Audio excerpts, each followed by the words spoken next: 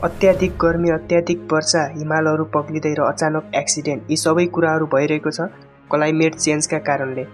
आजको यो भिडियोमा हामी कुरा गर्नेछौँ क्लाइमेट चेन्ज, जलवायु परिवर्तनले नेपालमा पारिरहेको असर र कस्तो असर अझै पार्दैछ, जसले गर्दा हामी मानिसको अस्तित्व नै हराउन सक्छ। नमस्कार, म हुँ बिएम पुन। आज हामी कुरा गर्नेछौँ क्लाइमेट चेन्ज, जलवायु परिवर्तनले नेपालमा पारिरहेको असर र अझै कस्तो असर पार्न सक्नेछ भन्ने बारे। यदि तपाईँ क्लाइमेट चेन्जको बारेमा इन्ट्रेस्टेड हुनुहुन्छ भने कमेन्टमा एस लेख्नुहोला, होइन भने नो लेख्नुहोला।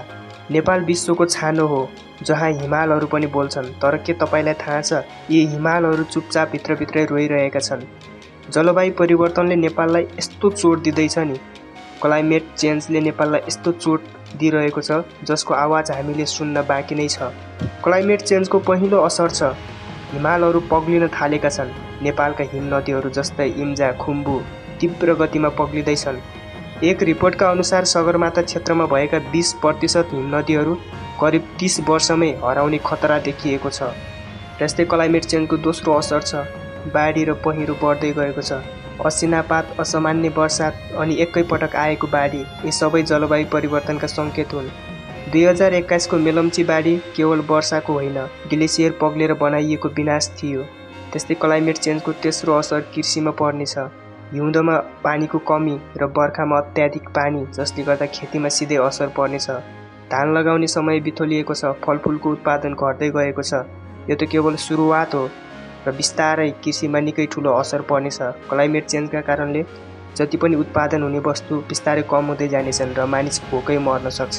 त्यस्तै क्लाइमेट चेन्जको अर्को चौथो असर हो स्वास्थ्यमा असर। अत्याधिक गर्मीले विशेष गरी वृद्ध र बालबालिकाको स्वास्थ्यमा समस्या आइरहेको छ। डेङ्गु, मलेरिया जस्ता रोगहरू पहाडी क्षेत्रमा समेत देखिन थालेका छन्। हाम्रो छिमेकी हिमाल पग्लिँदैछ, बाली सुक्दैछ, मौसम भत्किँदैछ र हामी भने यो त स्वाभाविक हो भनेर अझै चुपचाप छौँ। अब पनि समय छ, प्लास्टिकलाई घटाउँ, रुखहरू लगाउँ, वातावरणलाई सचेत बनाऊ, किनभने नेपाल जोगाउनु भनेको प्रकृति जोगाउनु हो। आज तपाईँ हामी सबै पैसाको पछाडि भागिरहेका छौँ, तर कसैले पनि सोचेको छैन कि क्लाइमेट चेन्ज के हो र कसरी आउन सक्छ। जुन कुरा अहिले बिस्तारै भइरहेको छ, यो कुरा अचानक बढ्दै गइरहेको छ।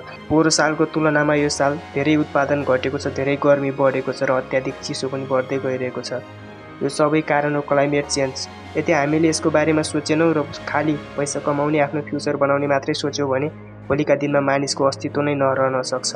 नासाको एउटा रिपोर्ट अनुसार पनि यही देखाएको छ। अबको केही वर्षपछि मानिसहरूले आफ्नो व्यवहारमा परिवर्तन गरेन भने अब मानिसले आफूलाई कसरी बचाउने भनेर सोच्न बाध्य हुनेछ। तपाईँलाई के लाग्छ?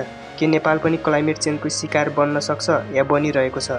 आफ्नो विचार कमेन्ट गर्नुहोला र यस्तै भिडियोको लागि हाम्रो च्यानललाई सब्स्क्राइब गरेर हामीसँग जोडिनुहोला। हस्त, धन्यवाद।